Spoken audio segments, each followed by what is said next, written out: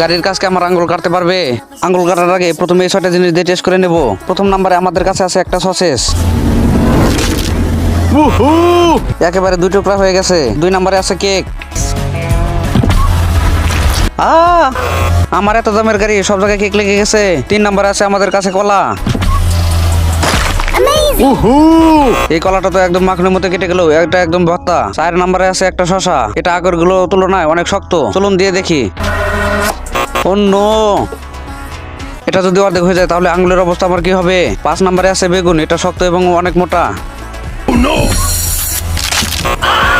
এই আয়না এমন ভাবে কাটছে মনে হচ্ছে এটা কিছুই না।